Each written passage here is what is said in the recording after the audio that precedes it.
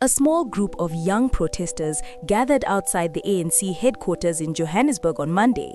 The group demanded the resignation of older members of parliament, including President Cyril Ramaphosa and individuals named in the Madlanga Commission. The protesters held placards with the message "Ramaphosa must go" and chanted slogans in the rain. Their presence signaled growing frustration among younger citizens who feel excluded from leadership and tired of corruption. Kensani Twala, a resident from Gauteng, spoke for many in the crowd.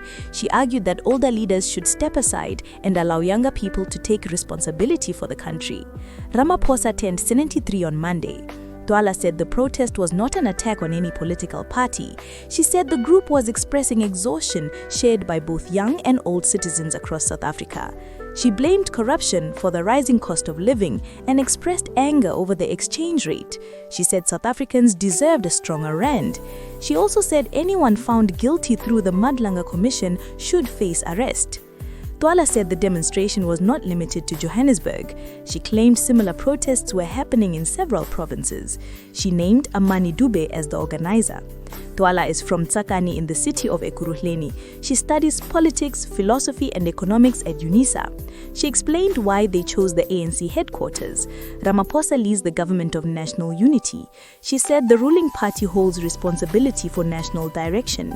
She said the protesters no longer wanted promises or reforms.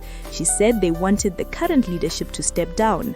When asked who should replace the present leadership, she did not give a name. She said the country should start from scratch. She said the group did not support any political organization. She warned that the protests would escalate if the demands remained unanswered. She said the country would become ungovernable if the leadership ignored them. Shirley Isapo from the Sisterhood Foundation also addressed the crowd. She said the country suffered under corruption and poor accountability. She said ministers involved in wrongdoing were not facing justice. She said citizens only mattered during elections. Her frustration extended to rising levels of gender-based violence and femicide. She criticized government inaction and said women were tired of being ignored.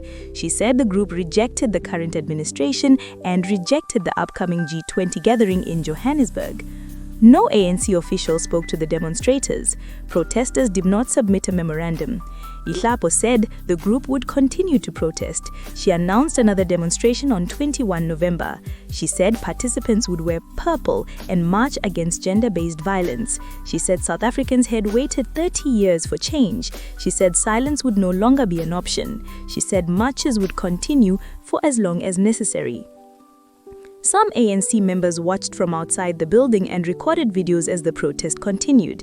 The demonstration happened shortly after ANC Electoral Committee Chairperson Khelema Motlanthe briefed the media about preparations for the 2026 local government elections.